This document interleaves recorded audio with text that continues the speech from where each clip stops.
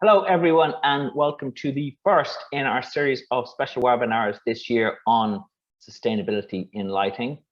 Today's event is organised by Recolight, UK's leading compliance body for the waste, electrical and electronic equipment regulations.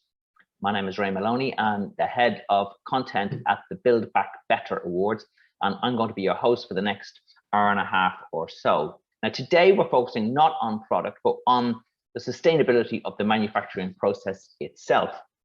And we have an excellent lineup of speakers, as you can see.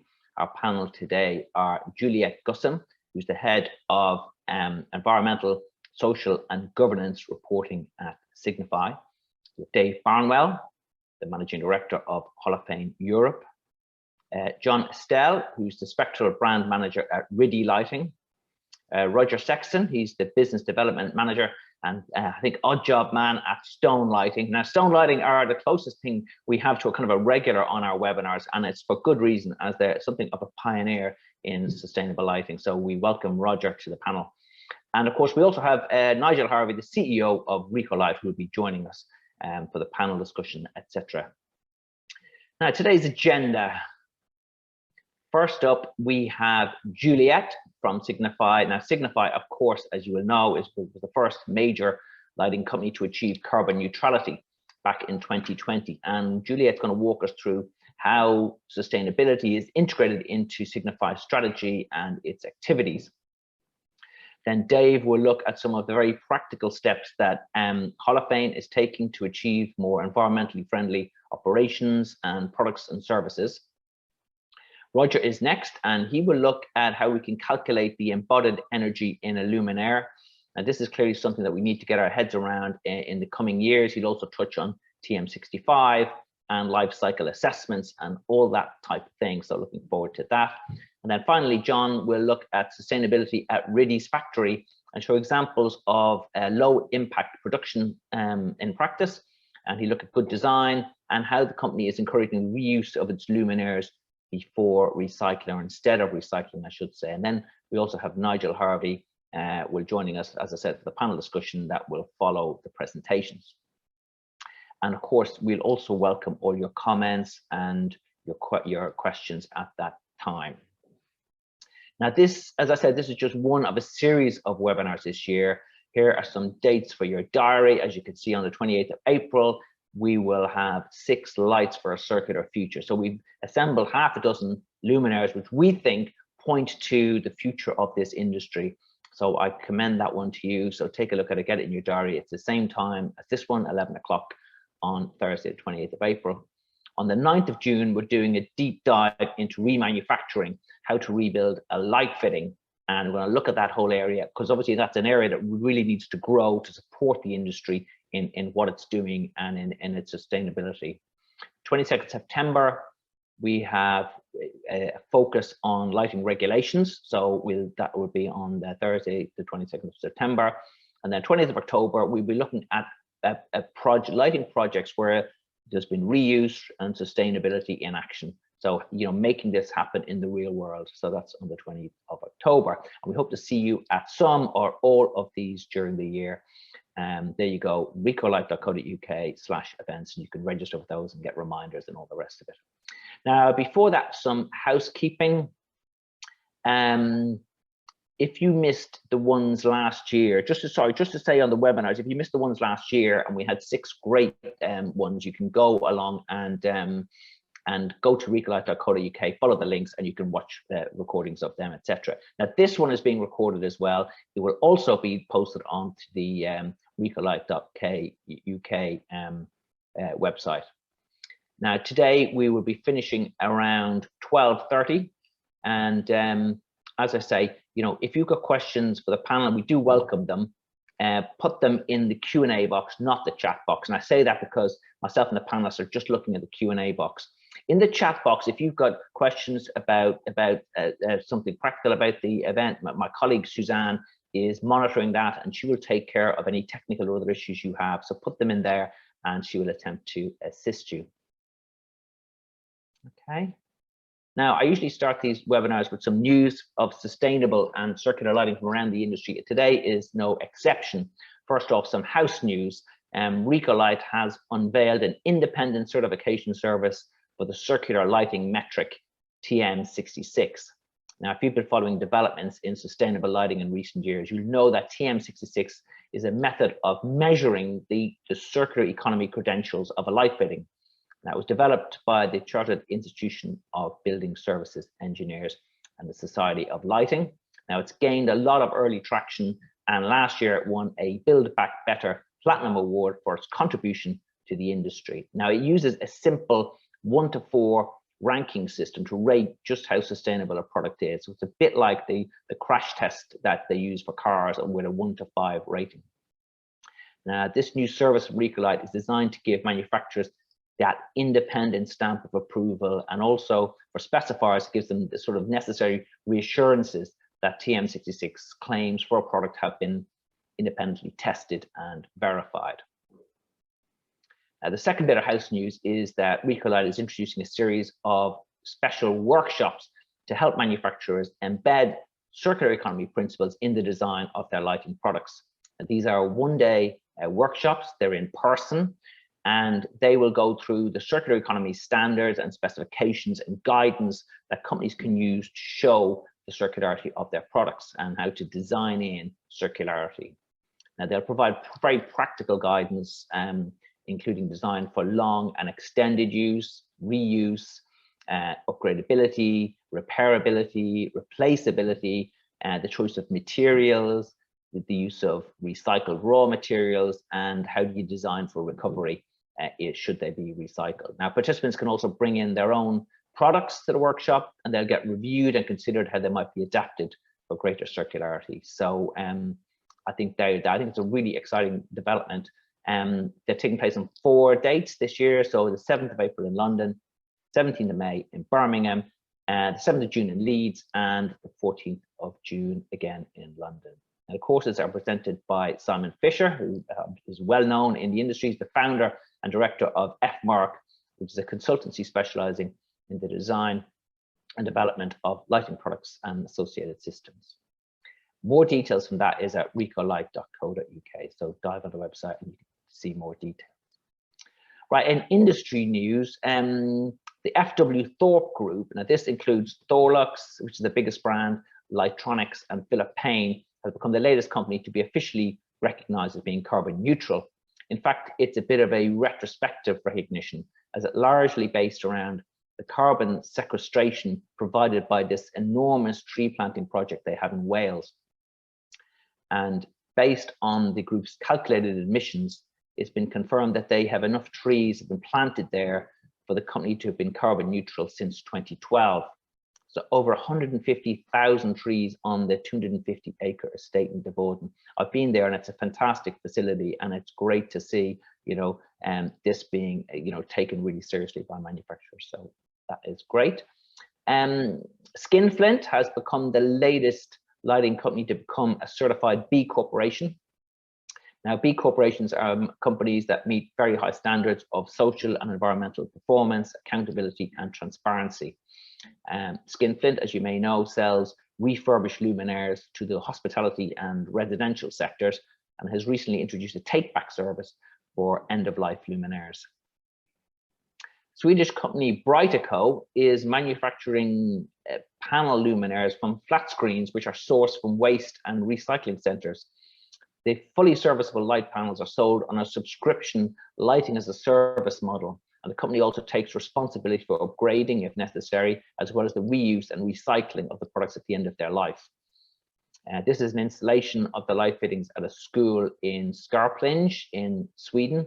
The school pays a monthly fee for the lights. And finally, Plumen, the company which invented the really distinctive curvy Plumen lamp, the CFL lamp, has unveiled a range of decorative lamps which are 3D printed to order at the company's factory in East London, and they use plastic recycled from water bottles, fridges, and other sources of plastic pollution. Another new range they've introduced is the Hive shades, which are printed in PLA bioplastic, and we discussed PLA actually last year. So if you want to learn more about PLA, go back and dive into one of the webinars last year. So it's a compostable bioplastic, and it is combustible in industrial combusting conditions. It's made up of 90% recycled plastic and other plant-based resources. Again, they're printed to order in the UK, reducing waste and stock the need to ship overseas. Okay, on to the business at hand. I'm going to hand over to Juliette, and then we'll see you all for the panel discussion in about 45 minutes time. Juliette. Thank you, Ray. Good morning, everybody. So my name is Juliette Gaussem. I'm the head of ESG reporting at Signify, and today I will try to answer the question of we all have to. We will try to answer today how to be a sustainable lighting manufacturer, and I will do that by telling you a bit more about Signify journey in this sustainability journey, and where we are today, and a bit some practical, also key to success that we have found for ourselves, and some challenges also that we've met along the way. So just very quickly about Signify, we are the world leader in lighting, and our products really are in 3 key areas, as you might know. So lighting sources, luminaire, and systems and services. Very short, we are a global organization with 6.8 billion sales at the end of 2021, with a large majority for professionals, so 75%. We have employees across the globe, so very diverse teams in 74 countries. And as Ray mentioned in the introduction, we reached carbon neutrality already back in September 2020. So this is who we are, and I just wanted to reflect back on what we achieved already. And so, as you know, Signify was previously called Philips Lighting, and in 2016 the IPO was finalized, and we became a standalone company. But we did become let's say a startup, but with 125 years of experience. So, and back then it was the time to really set up a new program, a new sustainability program that is called Brighter Lives, Better World. And we really focused this program on how to become a sustainability lighting manufacturer, lighting company, and how to drive our operation in a sustainable manner.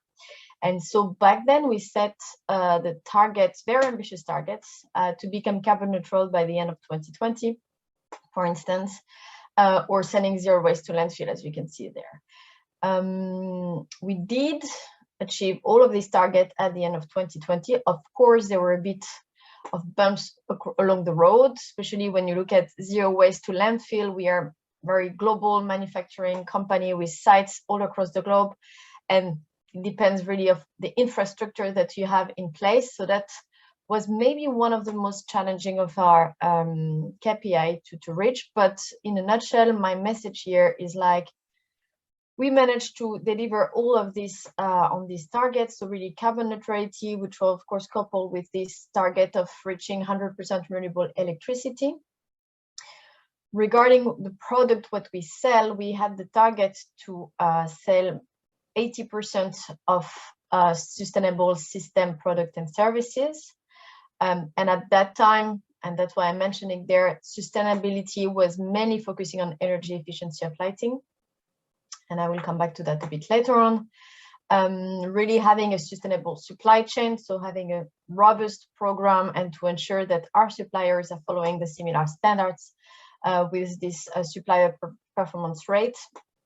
And we also looked at, because as you know, safety and security is top priority also at Signify, and really having a KPI on that aspect. And with the work of Signify Foundation is really like, how can we leave the light of people in off-grid area, in underserved communities? And that's the work of the foundation with this target of 6 million light leads. So after achieving that, what happened is that in September 2020, we reached carbon neutrality, and we took this opportunity to launch our new company strategy and our new sustainability program. And what has shifted there is, like, before, we actually, my team was called the sustainability strategy and reporting team, but we don't have anymore since 2020 a sustainability strategy. We have a sustainability program, because sustainability, as you can see on the left hand of this slide is embedded in our company strategy. So we have 5 frontier strategies with customer at the heart of everything we do. And you can see that the 3rd frontier, growth for sustainability, this is where sustainability partially lies. And this is an important point. Is like we, of course, want a sustainable growth, but it's not only that. We also know and we see that we will only grow through sustainability. And that was a major shift as well, because now it became the responsibility of the whole organization to embed sustainability from product design to sales to marketing and so forth. So that has been an important change for us. And when we look at growth for sustainability, this frontier, there is 5 different focus area, let's say, where we believe we can drive our growth, which are climate action, circular economy, food availability, safety and security, and health and well-being. And the last frontier of our strategy is called Great Place to Work. And this is where it's everything that we do, not only for employees, but also with our suppliers. And this is the structure of our Brighter Lives, Better World sustainability program. To dive a bit more about, now that we have this company strategy and focus area, we really defined back then, I mean, it was in 2019, so all these commitments are based on a baseline 2019 for launch in 2020, was how can we double our positive impact on the environment and society. And another second big shift that happened at that time is that we were not only focusing on how to drive operation, how to operation in a sustainable manner, for instance, being carbon neutral, but how can we enable others to do so? So how can we really look at our entire value chain from the suppliers, upstream to downstream, suppliers, operation, and our customers? And this is what this program, I think, is quite inspiring. It's like it's really looking a bit across the beyond the usual scope. And that's what is also very challenging, but I can come back to that a bit later. So the first commitment is to double the pace we achieve the 1.5-degree scenario of the Paris Agreement.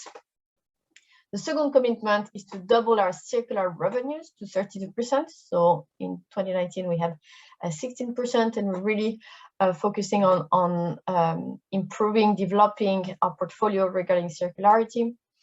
When you look at the more social aspect of our program, it's to double our Brighter Lives revenue. So that is really the revenues that contribute to create brighter lives. And under this, under this big bucket, we have everything related to food availability with, for instance, horti, aquaculture, safety and security. So this is where our portfolio, for instance, with True Li-Fi will sit, or even UVC lighting, and health and well-being. Under this portfolio, you can find the Nature Connect light, for instance, that we know, or human-centric lighting in more generally speaking. And finally, regarding our Great Place to Work, our commitment is to double the percentage of women in leadership positions. This one, when we looked at all the diverse workforce that we have, we figured that gender is the one where we have a bit more to do. And so we decided to look at leadership positions, because we know that by focusing on the leadership, the top of the layer, if I may say, then we will automatically fill the pipeline, and that will be benefit for the whole population at Signify. So our new program 2025 is all about doubling, but that doesn't mean that we are going to stop being carbon neutral or stop sending zero waste to landfill. So what we will do, and what you can see on the right side of this slide, is that we will continue to be carbon neutral in operation, and so seeing 100% renewable electricity. We will continue to send zero waste to landfill, and we're also having some side commitments regarding circularity, like zero packaging, plastic packaging in our consumer product. We'll continue to work with the foundation, having even more ambitious target there. Continue to have safety and security, safety and health of our employees with the TRC rate very ambitious across all the sites and offices. and continue driving sustainability in our supply chain. So there is many different targets and commitments, and all of them contribute to the 6 priority SDGs, so the Sustainable Development Goals. We really use them as a compass, the overarching framework to which we all need to contribute, citizens, but also corporates. And we selected 6 of them where we believe we make a direct and the biggest contribution. So now, having presenting our ambitious programs, I wanted to also share with you a bit like what is the specificities and maybe some tips that you will find maybe useful and that is also to answer the question of the how. So not the what, but the how. For us at Signify, it's all about integration, and it's a journey. So tomorrow there will be another challenge, and we're always on the way to improve. But sustainability is really well understood by our management, and the progress against our targets are reviewed on a quarterly basis by the leadership team, on an annual basis by a supervisory board. And so all action can be taken quite fast if needed. So that is a good, it makes it easier when you have, of course, your management on board. And that is true for Signify. I already mentioned that our sustainability is part of our purpose and our strategy. What I wanted maybe to highlight with this slide is the target setting and tracking. And it might be easy to say, but back then in 2015, when we said we will become carbon neutral, we had no idea how, roughly about how, but not exactly what are the challenges that we will encounter. So what we truly believe at Signify, and that's also my personal belief, is that setting a target up there, you'll have to reach it, or you'll have to go towards this achievement of this target. And it's always better to complete 90% of the goal that you've set for yourself than not having goal at all. So that's one of the tool that we could use. And also the target setting is not only set at the corporate level, so what the sustainability, the function level does, but really at the division level. So everybody has their own target to drive really our program and to be on the right track. Interesting also for Signify is that sustainability represents 25% of our long-term incentives. So when we talk about bonus, and that concerns like 700 people at Signify, more or less, sustainability is one of the key KPI. So of course that trigger a lot of conversation and interest internally. That's my last slide. And what I wanted to let you know is that at Signify, it's really data is key. So of course you can't set targets if you don't know where you are at. And there is many different data points that we are dealing, and it's a very complex IT landscape that we're using. When you look at our new program, that's one of the current challenges that we are facing. Like when you set up doubling the pace of the Paris Agreement across your value chain, you need data points not only for yourself, but for your supply chain and for the product form that you sell to your customers. And what we are finding is that now it's very difficult to have very qualitative, robust data that you can use. And that's really what we are working on currently. Because one of the other elements is that we have reasonable assurance on all the data that we publish out there. So for those that are not familiar with audits, let's say, reasonable is the highest level of assurance. So our auditor, when we publish our annual report, they look at the financial data and the non-financial data in the same way, and they will really check to the invoice level every data point. So it's really it's give credibility to any reader of the data, but it also brings a lot of complexity, and really we need to have a very strong process in place. And that's really something that we've learned also with our new program, and we are working on currently. And the last point is it's all about collaboration, because I've mentioned that we at the sustainability team, we can develop the best targets, but if we don't have the business behind, if we don't have our suppliers on board, if we don't have our employees also with us, we can't do much actually. So we really have a very detailed supplier program to really work on improvement, and every year we can review that and incentivize really our suppliers to be on the same journey with us. And our employee, for the past 3 years, we have developed a specific sustainability engagement program where they can really, contribute, share how they contribute. The last in-date, actually, we announced today the Circular Economy Challenge, where everybody contributed to how they can help Signify in achieving our targets. It creates great conversations also internally. And that's also one of the tips that I could potentially share today on how to become a sustainable lighting manufacturer. And I will stop here. That's my last slide, but I'm very happy to answer any questions you may have. And now I'll pass on the mic to Dave.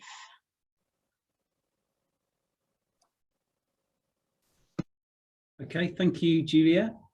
Really interesting. And also thank you to Ray for offering Hall of Fame the opportunity to participate today and hopefully give you a kind of feel from a UK lighting manufacturer's perspective on this sustainability topic. So for those of you who are not aware of Holophane, we have a lighting manufacturing site in Milton Keynes in the UK. We're a 125-year-old lighting brand, part of Acuity Brands in the US. And we are in the UK a specialist industrial and outdoor lighting manufacturer. So I wanted to start the presentation really by talking, could you go back one slide?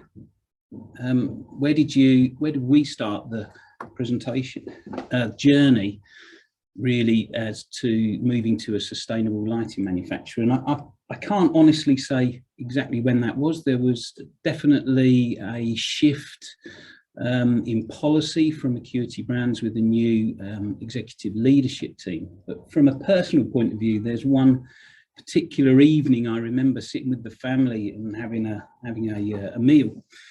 And my 20-year-old daughter, who's doing a geography degree, and my son, who's doing A-level geography, started quizzing me on, Dad, what's happening with the use of plastic within Holophane and packaging, and what do you do? And they really started to quiz me about this, and I found it fascinating that this perspective from young people being educated on this at school and at universities, and the impact that has then on manufacturing businesses. So if you could move on. Our journey kind of really changed, I guess, as a business with a cultural change within Holophane. A different way of thinking. We all know the marketplace has been in chaos for the past 2 or 3 years. There seems to be many moving elements. There doesn't seem to be, or hasn't seemed to be, much common methodology around sustainability measures, a lack of measures, a lack of benchmarks, a lack of industry standards that manufacturing businesses could align themselves to. And so over the past couple of years, I think, the market and Holophane has been moving from an order of chaos towards some sort of order. Could you move on, please?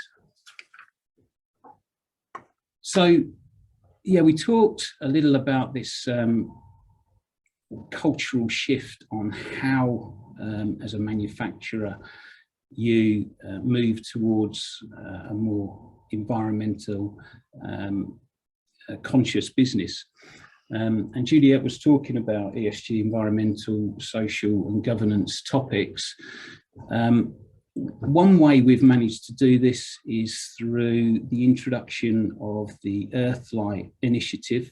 That's an Acuity Brands Holophane initiative that gives us a vehicle to use as a discussion point around these particular subjects. And we're going to focus in on this presentation really about Holophane's attempts to improve its environmental impact.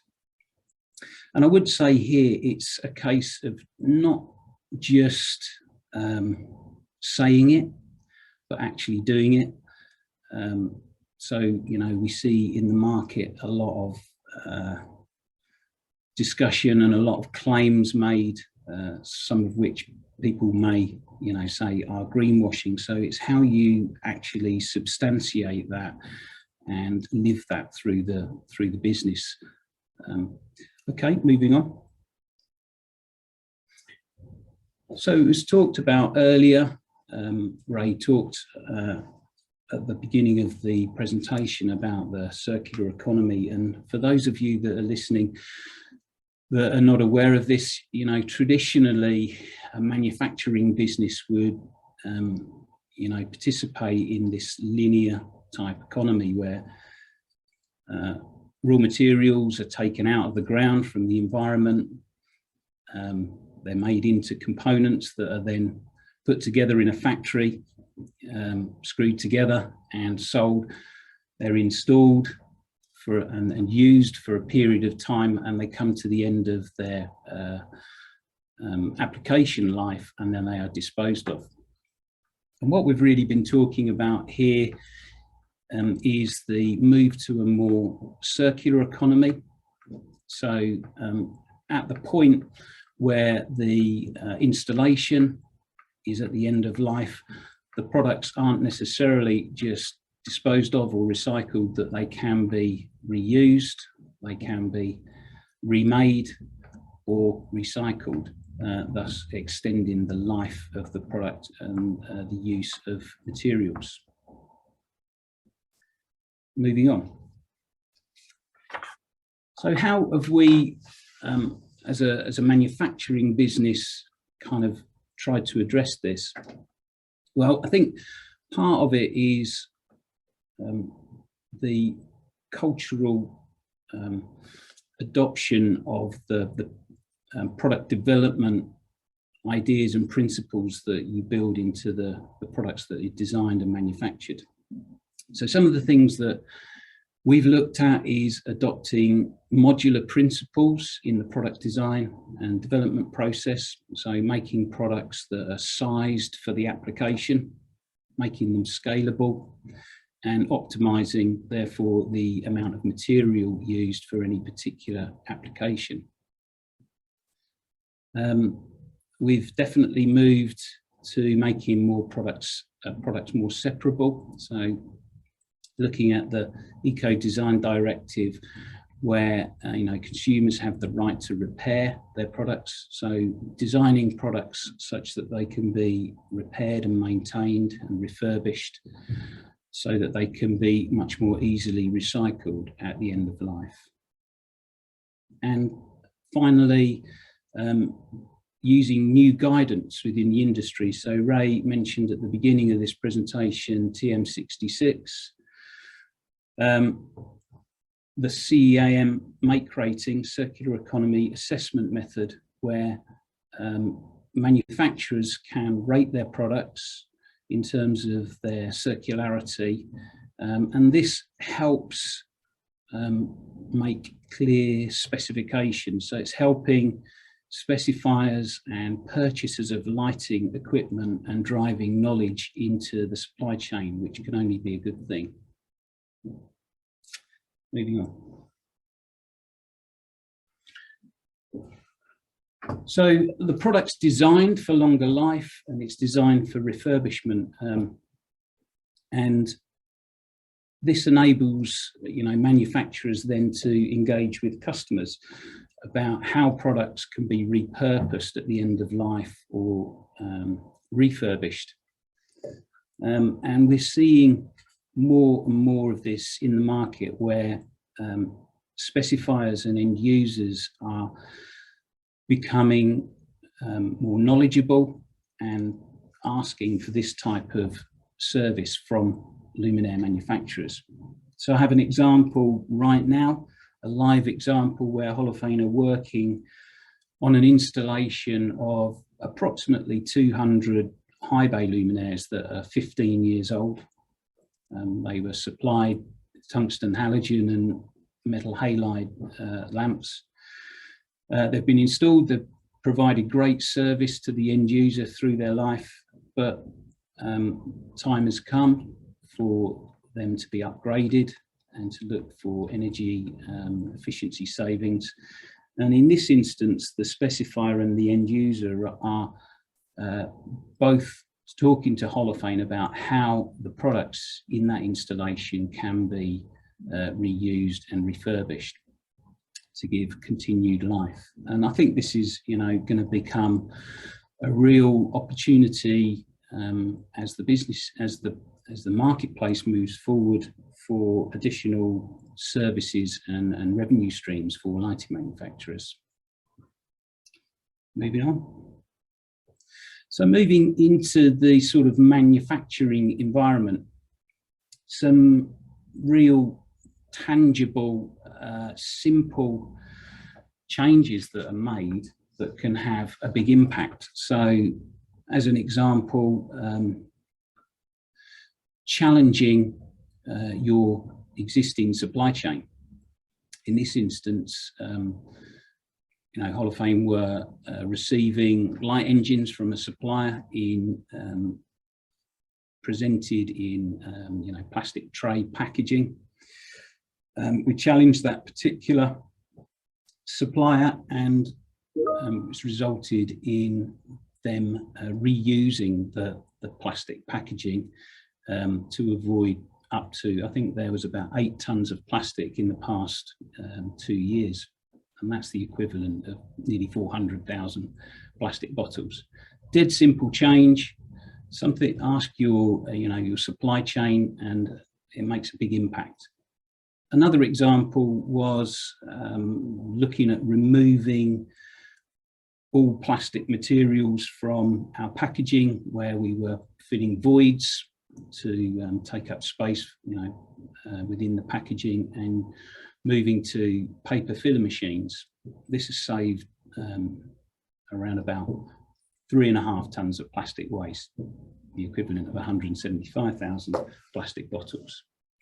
So both of those are, significant savings and very, very simple things to implement in the production environment.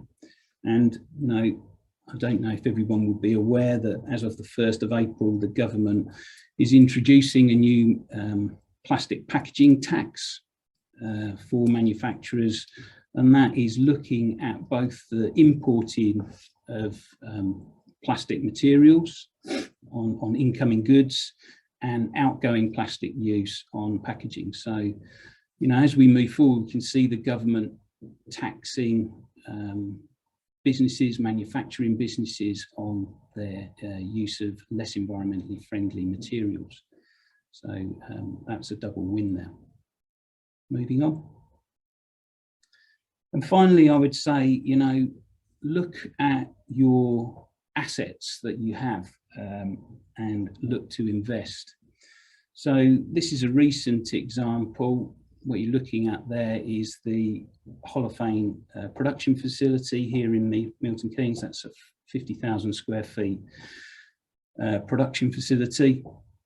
We've recently installed just under 700 solar PV panels installed, and that will enable us to or pay for 70% or produce 70% of all of our electricity annually, with the remaining 30% where we've now purchased that from renewable sources. So all of the electricity use from the Holophane site here in Milton Keynes is 100% carbon neutral.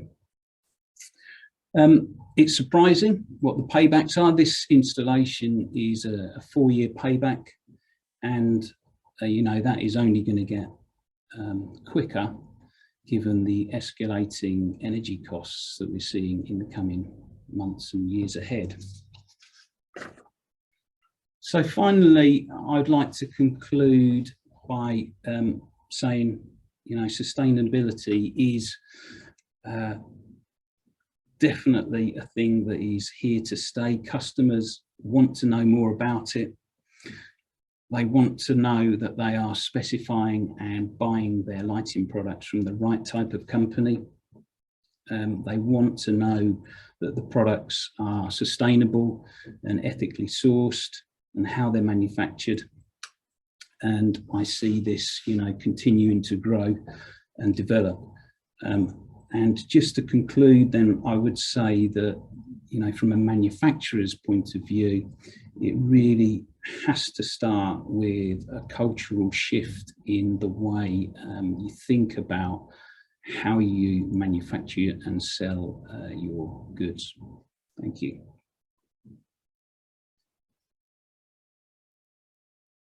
I'm going to hand over now to Roger Sexton of Stone Lighting. Over to you, Roger.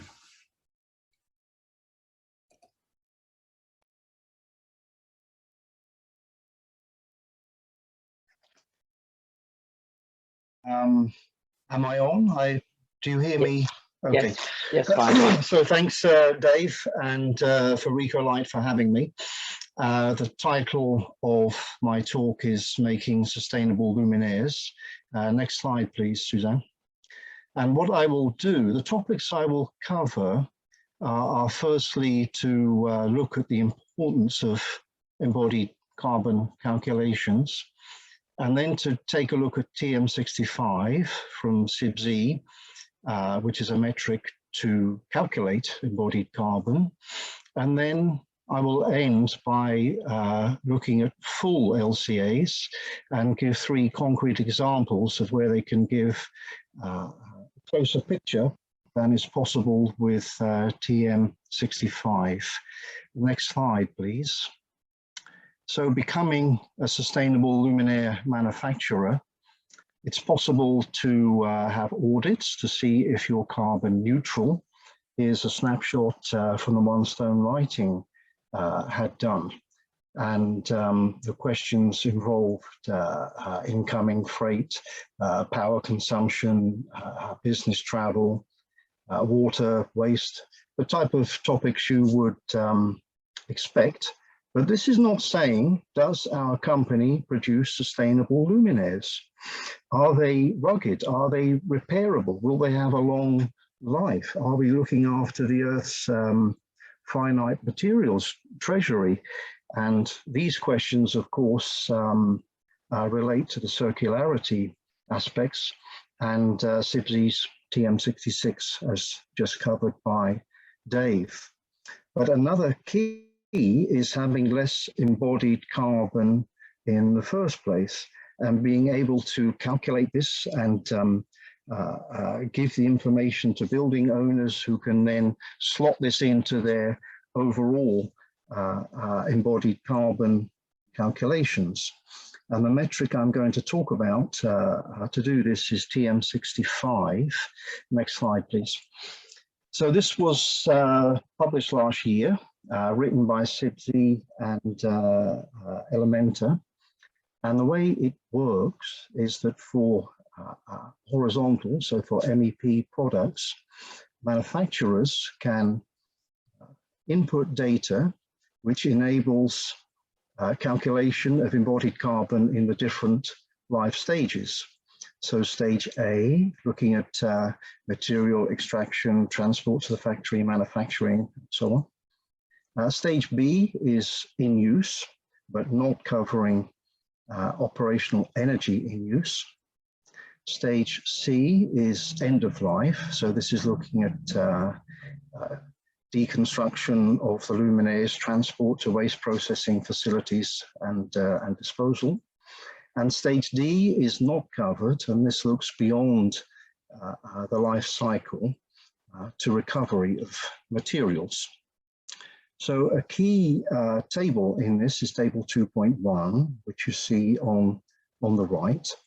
And this lists materials that could be used in the product alongside a coefficient which gives you the kilograms of CO2 E standing for equivalent. Remember, it's not just CO2, but nitrous oxide, methane, the other greenhouse gases. So the way the calculation works is you go through as a manufacturer the bill of materials, how much copper, how much brass, how much aluminium, and so forth.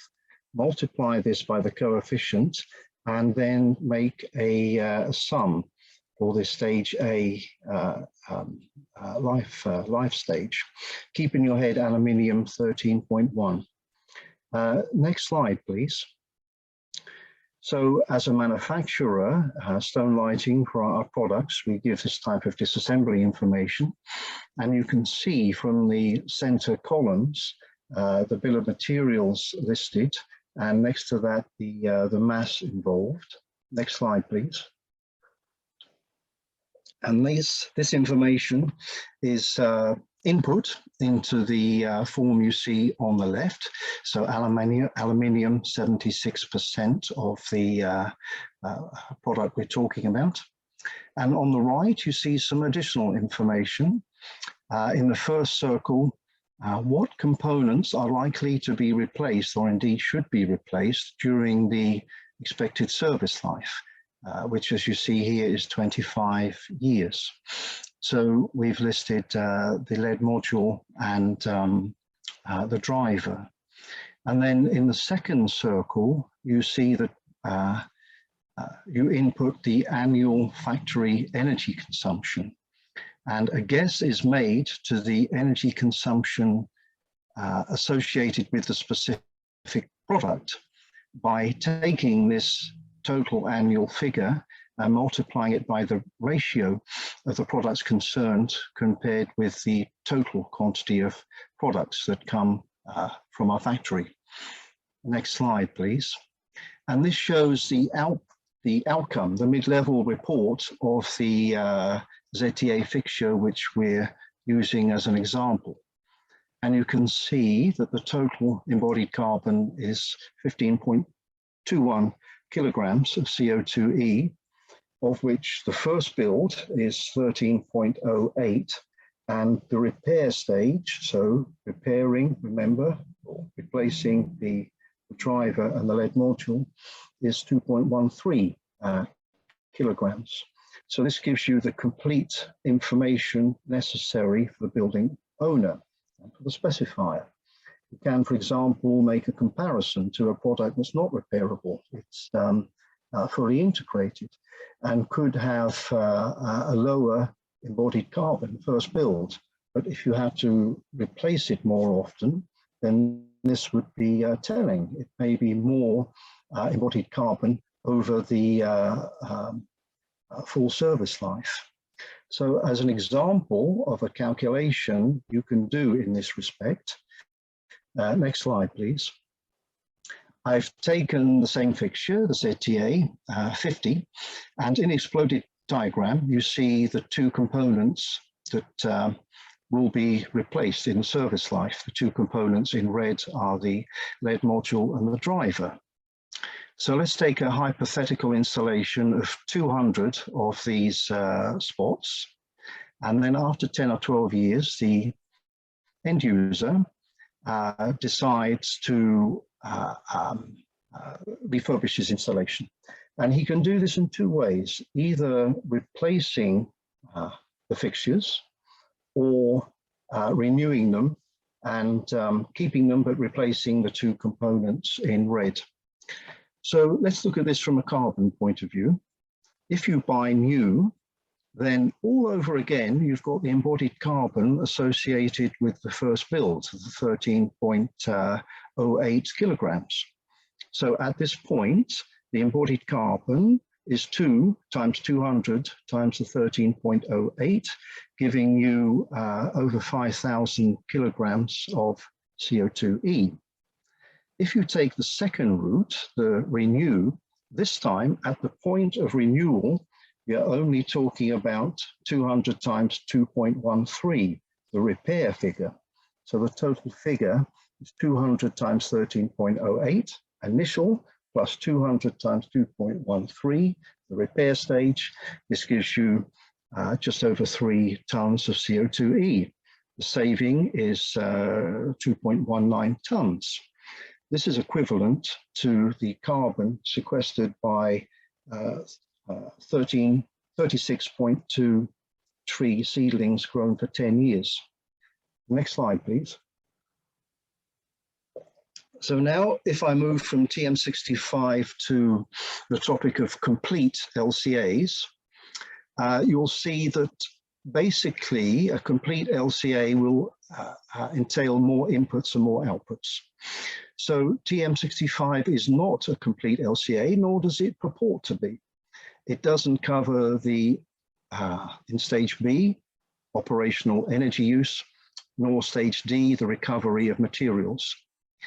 And then in terms of outputs, TM65 covers global warming, probably the most important, but an LCA will have more outputs like acidification, eutrophication, ozone depletion, smog, and fossil fuel consumption. Critically, there's not yet a harmonized LCA methodology for the lighting industry. And related to this is the logos you see on the right-hand side of this slide. Stone Lighting is involved with Napier University and the government's Innovate UK with a 2-year knowledge transfer partnership scheme to look into this with stakeholders in the industry, obviously not in isolation, to try to find a good harmonized methodology, good in terms of scientific accuracy, but also practicability for the industry. Next slide, please. So what I'm going to look at in the remaining 3 slides is examples of more detail that's possible with a complete LCA. So for the first one, I've taken one component. This is the base plate of the ZTA I'm talking about. There it would fit on pan and tilt shaft. And 2 alternative ways of producing it. So a full LCA will indicate which has the lowest environmental impact. We can either take a sheet of aluminium, as you see on the left, and laser cut it. That would involve some waste in between the circles. And then 2 more processes to drill and countersink the fixing holes. And then the laser cut leaves a kind of rough edge, so that will have to be smoothed off in a lathe. So 3 processes. Whereas on the right, we could start off with a solid nominal bar of aluminium, and that would be loaded onto a lathe and turned down to the correct diameter, and then sliced to the correct depth, parting off. And that's one process. And then, as before, drill and countersink.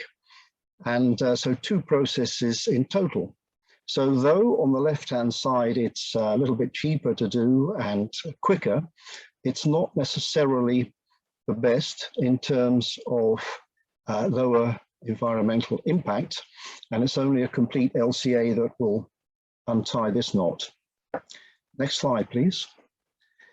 Another interesting aspect is looking at the finishes of ZTA in this case. Now, it's intuitive that if you have less finishing, so maybe not painted or powder coated or even anodized, then the environmental benefits would increase: less materials, less energy, less chemicals, and so on. But taken in the round, is this necessarily true? So the slide, the graph you see on the left is looking at the temperature, the case temperature of the LED modules. And you'll see that the upper curve, the amber one, this is brushed aluminium, which hasn't been anodized. And you see that the case temperature is higher. The heat dispersal is less. This means that for a given flux package, theoretically, the heat sinking should be bigger, more aluminium. So the environmental impact increases. Also, if you have a tough powder coat, it's good for longevity. It stops corrosion. And the threads also are strengthened for repairability. Next slide, please. And finally, let's look at stage D, which isn't included in TM65. An example I give is again the TM65, sorry, the ZTA. The housing is made from a piece of extruded aluminium, and there are offcuts, as you see, and these offcuts can be melted down and recast to make a 100% recycled aluminium shade, such as the one you see there, the pendant in the photograph. Now let's think this through. This means that in terms of the embodied calculation for the ZTA, because you can prove that some of the material is recovered, then it would have a lower embodied carbon. And then moving on to what we at Stone call the casting light pendant, remember that in the stage A calculations, I talked about aluminium having a coefficient kilograms of CO2e of 13.1. Well, if it's 100% recovered material, not only that, but it's from our own factory, so there's no transport involved, then of course that figure would be lower, and it reduces the embodied carbon content of this product. So with full LCA, this will become apparent. Next slide, please. So in conclusion, TM65, I think, makes giant strides for the industry to make a start on embodied carbon calculation. LCAs will take us further still, and harmonization is key. I'd like to end there and hand on to John.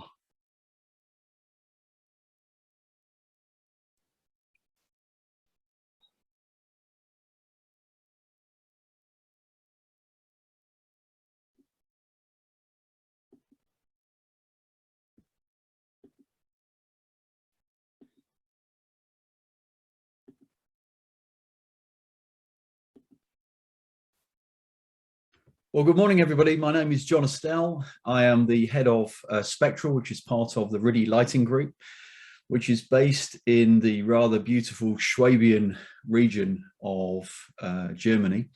We're flying over the factory, as hopefully you can see on your screens. This is our main factory facility at the base of the Black Forest, as I say, in the Swabian area of Germany. And today, I want to discuss with you and share with you what we have trademarked as responsible light. In fact, all it is our responsibility in sustainability. With our position, as you've seen in this rather lovely area of Germany, sustainability has always been part of RIDI Group's ethos for 70 years. And it's still a family-owned business, and it's very much at the heart of their ethos. I'd like to start by making a statement from a building design in general perspective, which is that we have a collective responsibility in design for our buildings. And I think it's extremely important to say that lighting is part of the picture, no question about it. It's a large part of the picture, but nevertheless, we are part of the picture, and we're not certainly the cure. So let's look at what is responsible light. What does it look like? Well, in fact, responsible light for us is split into 5 categories, which includes sustainability, LEDification, smart lighting, design standards, and well-being. But in our short presentation this morning, I will concentrate my efforts on 3 aspects. The first of which is on low impact production, which is effectively our energy footprint and our consumption. Secondly, we'll have a quick look at what long life and maintainability is.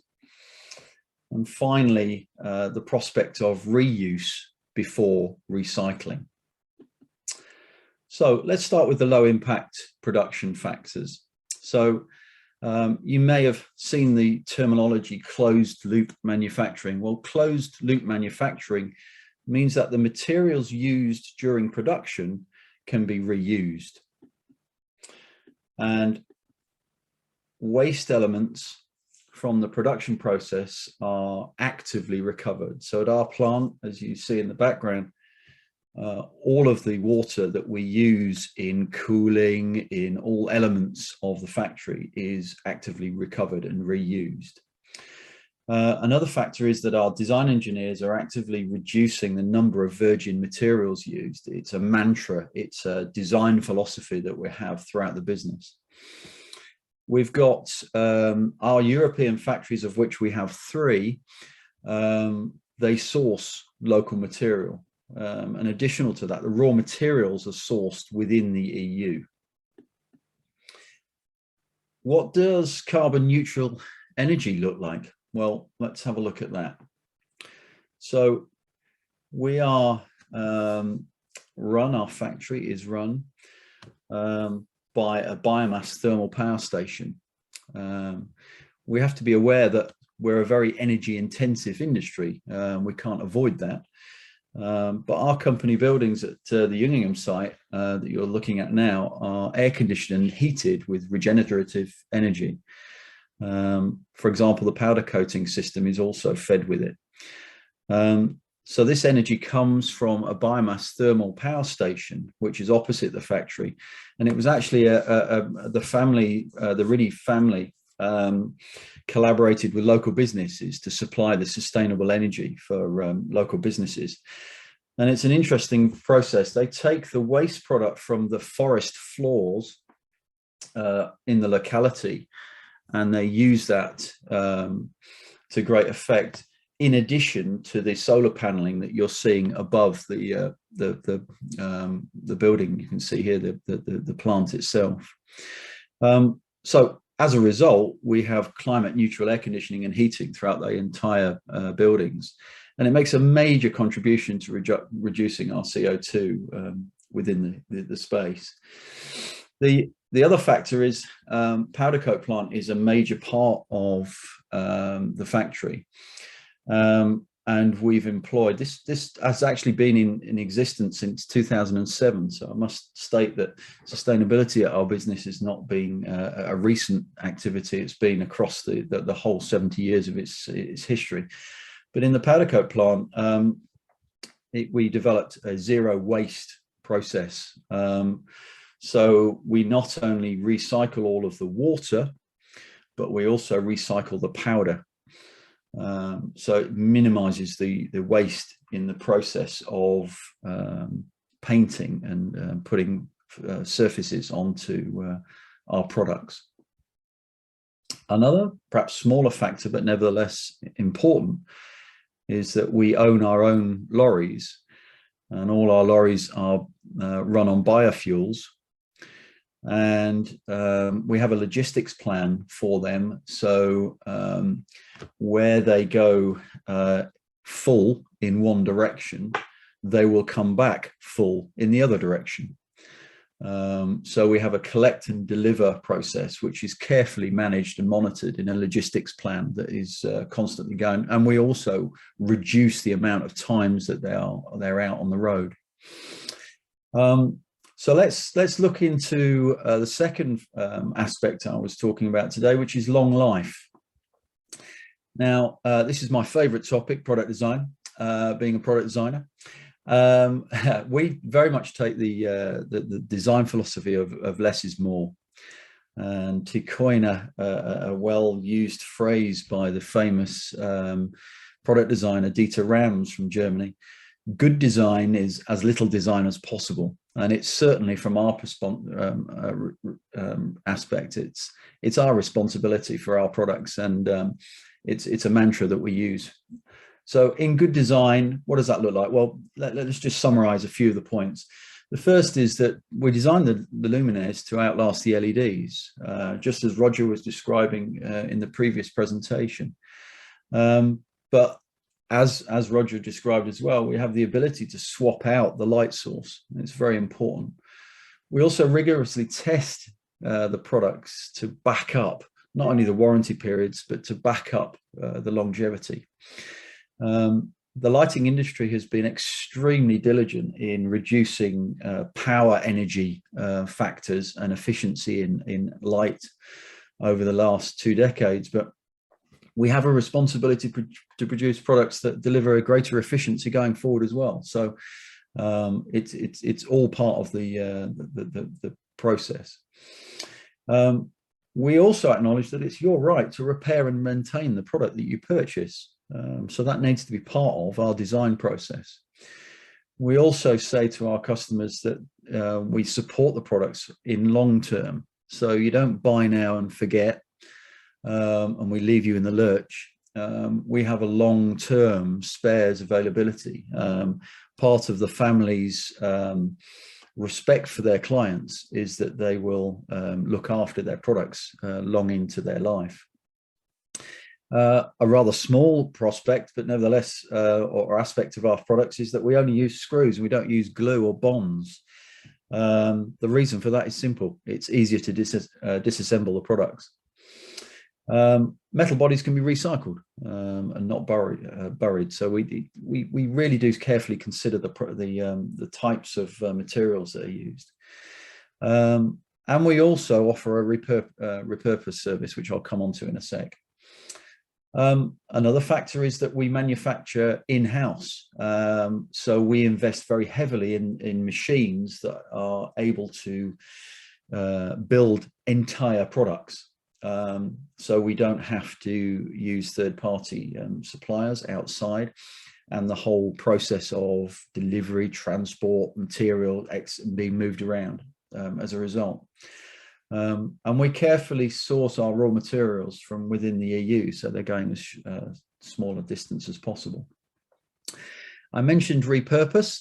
Let's look at this in terms of the long life and maintainability. We have at Really Group a certified refurbished package, which basically means that there are a number of factors in this, but for example, when you buy, you can buy certified remanufactured mobile phones or laptops, which have gone through hundreds of tests and inspections before being approved and issued with a warranty. We can do the same with light, a light product. Sorry, a bit swift. We can do the same. So one of the factors that I think is most important to make sure everyone is aware of and feel confident in is that the remanufacturer must meet the same expectations. So another factor in reuse is easily recycled packaging. It may seem a small thing, but it's all part of the process.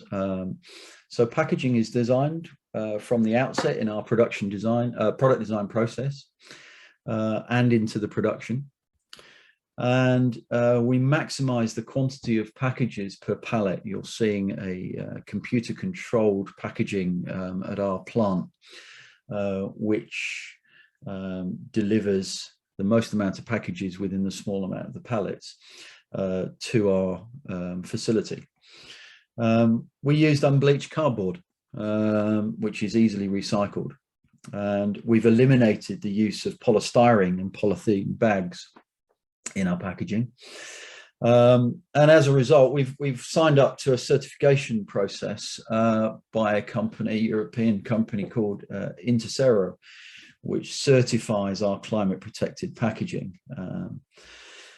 Finally, we need the third aspect I wanted to deliver to you was end of life, and this prospect of reusing before we recycle products. Let's quickly look at that. We design our products, as I've said to you, for as long as possible. That's one factor. But the client has the option to either return a product to us, to refurbish and deliver back to them, or we can refurbish it and sell it on. So we offer a certified reselling service. And in fact, on our website, we have products that have been through this process. So we'll buy it back, and we'll take the products back. And we also use accredited schemes to do such. So we have a free recycling service through a registered and accredited scheme. So I would like to finish with a statement from the Ellen MacArthur Foundation that waste is a design flaw in nature. It doesn't exist. Many thanks, and we'll now go on to a Q&A session. Thank you very much for listening. Thank you, John. And I'd invite all the rest of the panelists to turn your mics on and your cameras. Nigel, are you encouraged, inspired by what you've heard today? I really are. We've had some great examples of really positive and encouraging activity in the lighting industry, and an interesting and sort of varied range of presentations. We heard from Juliette of the way climate ambition has really been embedded into company culture, and converted into some very tangible targets for individuals and for departments.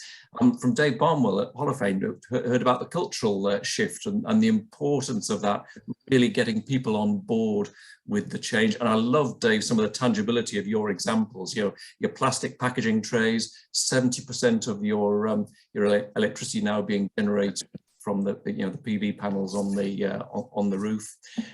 Roger, your presentation was fascinating, really drilling down into the detail, and it was understanding how the choices of how we manufacture something as simple as a base plate can have a material impact on embedded carbon and waste. Really intriguing. And finally, John, thank you. You really brought together, I think, a number of different examples, and the availability of long-term spares. It's a simple thing, but it's so important to ensure that products can be reused for longer, and used for longer. And the way you've made your packaging more efficient, again, a very good example of good practice, and your reuse of water and powder, really important. So yes, I'm really encouraged. And when we came up with this with this webinar, we looked to bring in somebody from outside of the lighting industry to talk about the work they do in a consumer environment. And actually, we didn't need it, because we've had some really great examples today, and I'd like to really thank our panelists. Yeah, I totally agree. I think today's been great. It's been really, really inspiring. And Nigel, just to push on the point, can we nail this one about reuse versus recycling? How, I know Recolight's based on recycling, and intuitively we feel reuse is better, but how better is it? Is it time, is recycling a failure in a way? Honestly, recycling is a failure. I think reuse is at the much higher in the waste hierarchy of what we should be doing. And that example that Roger gave of embedded carbon, where if you can reuse a product, it was about 2 kilograms of CO2 versus a new product 13. Recycling simply generates generates raw materials that can go back in, but it's still more likely to result in a 13 rather than a 2. So no, reuse, remanufacture has got to be the mantra in the future. Okay, and there's obviously a lot to unpack in that for the industry, but we're not going to do it all of that today. Let's take some questions. Brian King, who's the Executive Director of the Lighting Council of New Zealand, is asking, what did our panel see as the most effective way to develop tech standards for luminaire circular design and end-of-life treatment? We've nobody really from those organizations. Anyone just want to take that one? I'm looking at you, Roger. I mean, the SIBSI ones are very robust and global, I would have thought. What was the question? The most effective way to write the standards? To develop standards and for both circular design and end of life. I would give an off-the-cuff answer. I think one is to involve as many different disciplines as possible. So manufacturers, lighting designers, end users get a full spectrum of stakeholder inputs. And the second point I would make, and I made it in my own presentation, is how vital harmonization is. So hopefully different regions can work together, that you have one harmonized methodology, one harmonized standard coming out of it. Okay, Jürgen Oster, who's a product manager at Ledvance, asks, what do you see as the new revenue streams that we can unlock in a sustainable lighting business? Dave, you touched on this. I think this is a real interesting subject, because, you know, we're luminaire manufacturers, right? And we're commercial organizations. We want to manufacture and we want to sell. And that's how we make our profits traditionally. So I think, you know, my experience thus far is that, you know, there are opportunities for refurbishment projects and remanufacturing at end of life, but the specifiers and end users need to be in collaboration there, speaking to the right type of manufacturer that is willing to embrace that. And I would imagine not all are. Most manufacturers, I would think, would want to sell a new luminaire, right? That's just the commercial world that we live in. So are there going to be new revenue stream opportunities? I think there are going to be. I think we're in the early stages of that. But there has to be, you know, a realization that there is a cost and a price for refurbishment and reuse. It's not free, right? But Dave, you must see another attraction. I don't know what it, well, I'll ask you if you do, is that if you have TM66 high numbers, it's hard to value engineer that out into spec break, isn't it? Oh, yeah, in terms, I thought we were talking about the actual refurbishment. If you're talking about the writing at the beginning of a project, the writing of a specification, then yes, any way of strengthening that specification from a luminaire manufacturer is going to be a good thing, and also from a sustainability point of view. So if the client or the end user or the buyer is prepared and willing to understand this story and specify, you know, TM66 make rating in the specification, it's going to drive more knowledge through the supply chain, and it should lock the specification, make it, you know, more robust from value engineering and cheap non-compliant product switching out. But you rely on the key players in the supply chain defending that. Mm-hmm. Okay, good. Well, I meant it was it was commercially advantageous, wasn't it? If we move this way, as well as good for the planet, that was kind of the... Yeah, I can maybe add on that, because for Signify, we identify that sustainability is the way that we will grow our business. It's a no-brainer. And so on that, we really looked at what is beyond illumination. And this is where we had this different area of energy efficiency, for sure, circular. We discussed that plenty in this webinar. This is also true. And we really try to think about the social benefits, not forgetting about it, you know, that light can bring. And this is where we had the security, the UVC lighting, and all of that also contribute to sustainability and to answering the growing request from customer, you know. So I think for the revenue generous streams, this is definitely, there is plenty of opportunities. We cannot focus on all, but I think that has been clearly identified also by Signify and everybody in the call. Okay. I think also it's one aspect that we should consider as well is that when we deliver a light product for a project and it's installed by the installer, that product then has a life, which we can all support after we've delivered the products. Very often in the past, we've given a notional warranty of a certain period, and after that period, it's expired, and it's over to you guys. You get on with it. I think one aspect commercially that there are opportunities to be had is that we support clients long term, on longer term. Mm-hmm. Okay, let's try and get through some questions in the next 10 minutes or so. Juliette, to you, a couple of questions for one of the delegates. What was the biggest challenge you had in getting to carbon neutrality? And second of all, how do you differentiate between your sustainable revenues and circular revenues?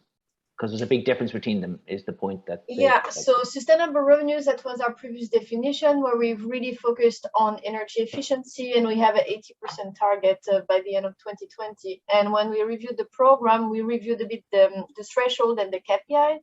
So when we look at circular, it's really like what can be reusable, refurnishinable, and reusable. So we have a clearly definition for that one, but it's really a circular traits of the product. When you look at climate action revenue, it's really what can contribute to climate action, focusing on a certain threshold for energy efficiency. And when you look at brutalized revenue, there is other component, or let's say traits of this definition. So it's a different definitions that we had. Sustainable revenue was really focusing on lumen per watt and was not as ambitious that the climate action revenues that we have now, which is really looking at the EU regulations for new leveling that is really quite stringent. And so we also challenge ourselves in our own definition. And the first questions you had, Ray, what was the biggest challenge you had in achieving carbon neutrality? Yeah. What was the most difficult nut to crack?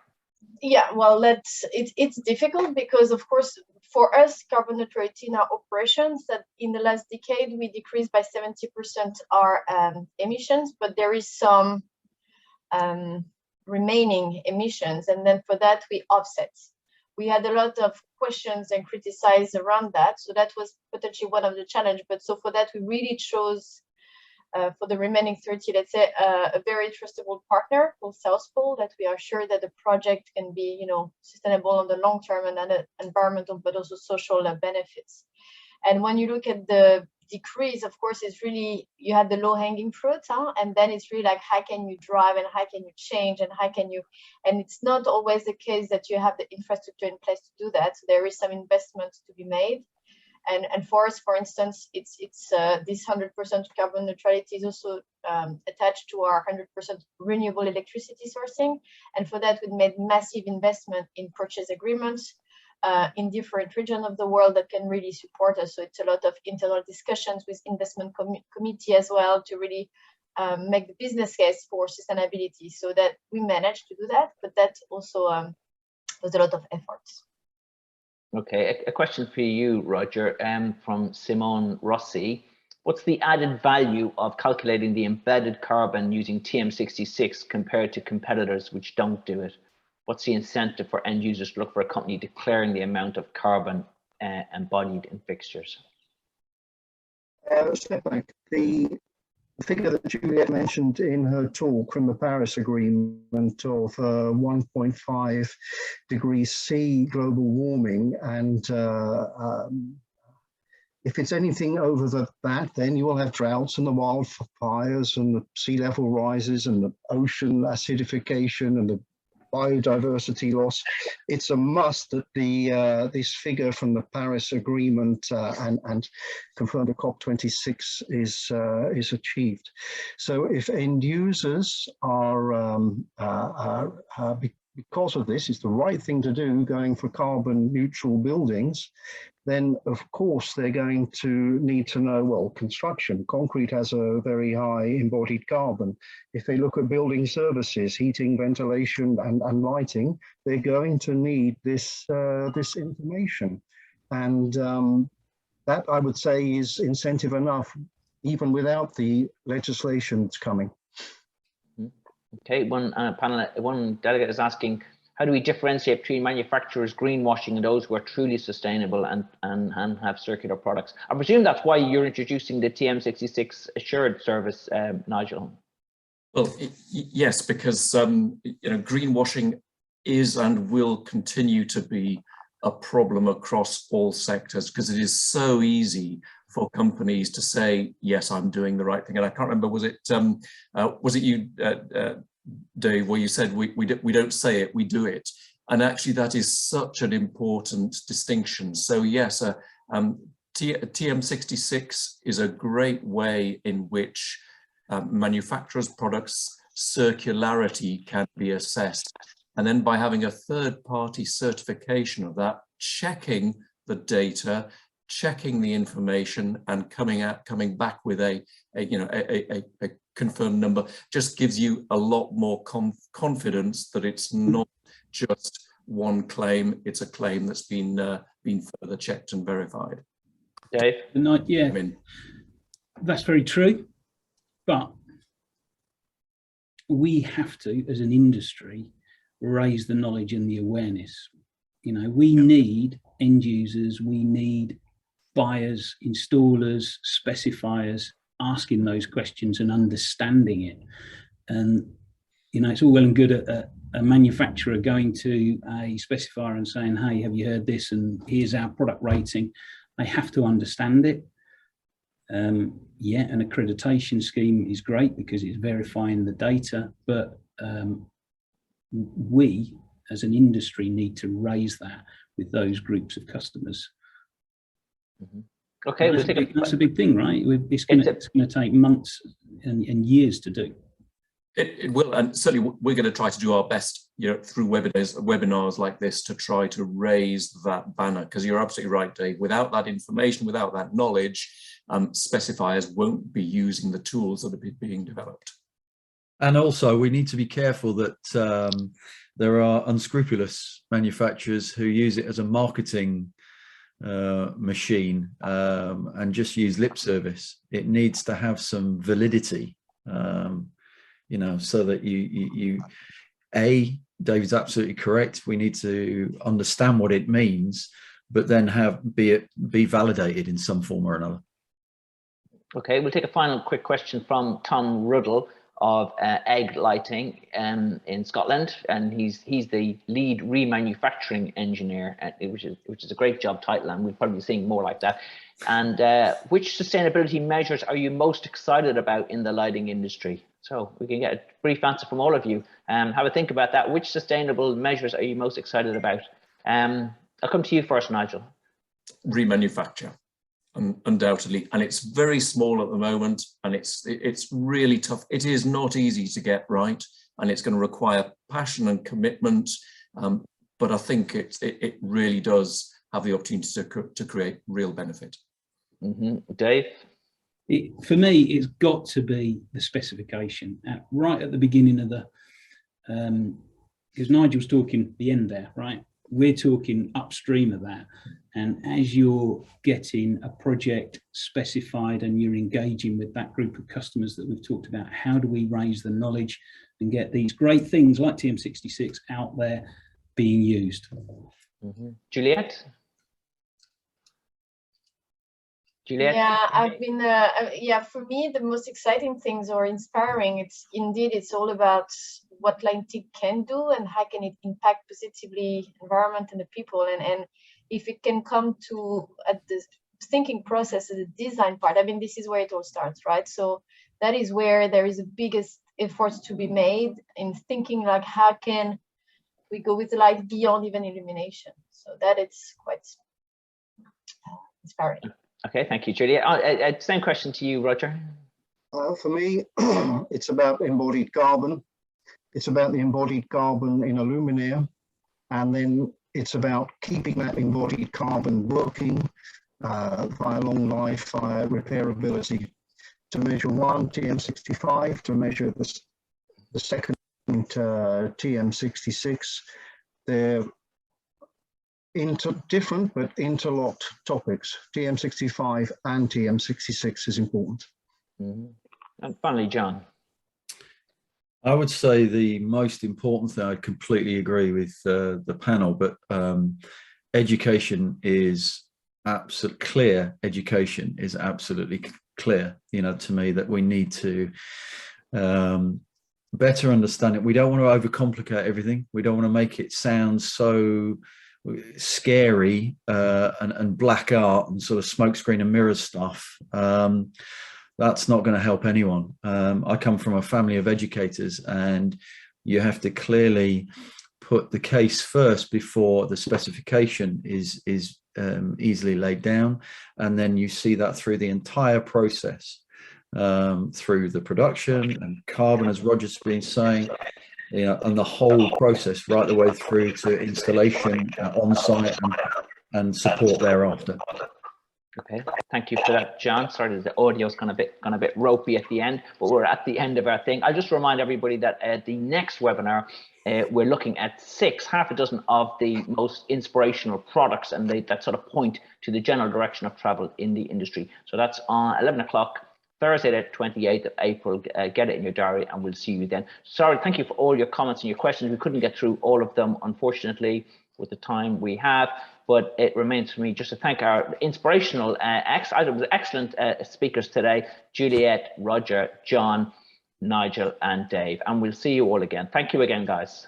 Thank you. Thank you very much from me to the panelists and to Ray for chairing and guiding us through once again. Thank you very much, Ray. Thank you. All the best.